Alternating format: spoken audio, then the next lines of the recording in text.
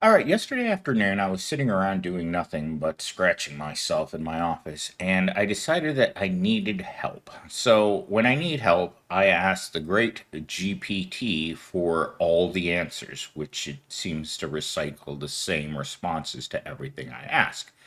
But I asked it this. So, I don't like being poor and ugly. Is there a solution for me to become more handsome and wealthier? Can you please tell me how to do that?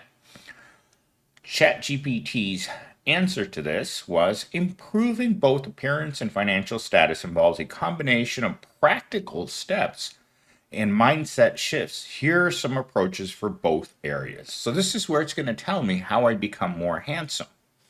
First of all, physical health and grooming. Investing in self care by maintaining good hygiene and skincare routine, regular grooming. Well, I'm not sure how that's supposed to make me more handsome. So far, I'm not hearing plastic surgery, uh, face transplant, head transplant, brain transplant, anything to make me more appealing. Fitness and posture. Regular exercise improves body composition and posture. Okay. Boosting my confidence while I am still ugly doesn't help me much. And I'm not going to take the SpongeBob approach to this and just be I'm ugly and proud because it's not working. Style. Dress well with clothes that fit properly can elevate your appearance. Well, people, I believe this program is failing me terribly. And our last one. Confidence seems to appear in every single talking point to improve appearance. Attractive people often project confidence. Work on self esteem, positive body language, eye contact. People are naturally drawn to individuals who are self assured. So, this is how it believes that humans become more attractive. This is all it has to say about improving appearance. So far, I did not hear a single thing that would be useful for me to become more attractive. In fact, I have more questions than answers at this point. So maybe it's going to fail at providing a way for us to become more handsome. So let's check on how to improve the other side of the coin. How do I stop being wretchedly poor? Improving your wealth. Financial planning. Start with a budget that tracks income and expenses. I'm literally living from hand to mouth, and it thinks I have a budget, income. All my money goes to all my expenses, which are survival expenses. I don't do I need to rent out rooms in my McMansion?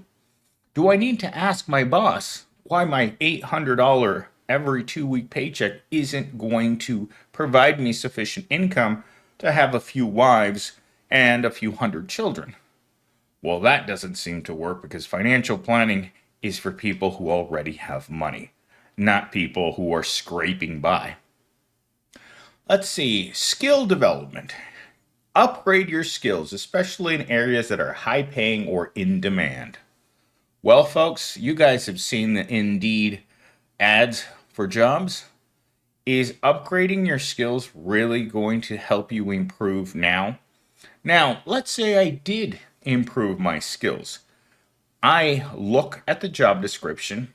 I have improved my skills, but there's still this nagging thing inside the job description. 5 to 10 years of experience. Yet, no one is going to hire you to give you that experience. Number one, most people listening to me right now cannot, will not, and never will work an unpaid internship. Because to work an unpaid internships, there's only one way to do it. You live at home or you work the unpaid internship of 40 hours a week, followed by a full time job in the minimum wage bracket, followed by your second minimum wage job, followed by your third gig job. That's how you take an unpaid internship, which for most of you already are starting to notice that this list from ChatGPT might be a little skewed in the wrong direction. Moving on to talking point number 3, side hustles. Building wealth may require multiple income streams. Look into freelancing, content creation, or starting a small business on the side that plays into your existing skills or passions. Let's use one of the lowest jobs in America. You are working at Walmart, trying to work your way up in society. So, while you're working at Walmart, you have a lot of things going against you. You're working nights, you're opening, you're closing, you're working holidays, and your schedule never seems to stay the same. At Kroger's, it gets much worse. On any given day, you can get a 4-hour shift, a 6-hour shift, or an 8-hour shift, and the days of the week that you work are randomized. Don't like that. Tell any member of management that you don't like the way that they've scheduled you, and you will find yourself working 1 day a week on the weekend. That's the punishment. I've seen it everywhere I go when you tell them you don't like the way that they schedule people. They want you to be available even on your days off, even if your own family, if you have a family emergency and you're on the other side of the planet and good old Johnny Sixpack drank too much last night and is sitting there tapping his watch wondering where Susie Rottencrotch is at because her mother died and who knows, in the middle of the Pacific Ocean. She told him, but Johnny Sixpack was, let's just say, romantically involved and highly intoxicated last night. He forgot, so he put Susie on the schedule anyway. If Susie can't find a way of teleporting herself back into her minimum wage job right now, she's fired. Where have we heard this recently before? I believe it was another retailer in Florida who said all employees must report for work regardless of the weather. Well, some of them are still missing. But that goes to show you the insidiousness of the workplace and how little you mean to them. And starting a small business while you're working at Walmart, please. You wouldn't be working at Walmart if you had small business money. Moving on to our third talking point. This is one of my favorite. And again, a number one topic for any of these types of searches. Networking. Don't be a stupid prole and hang out with other proles.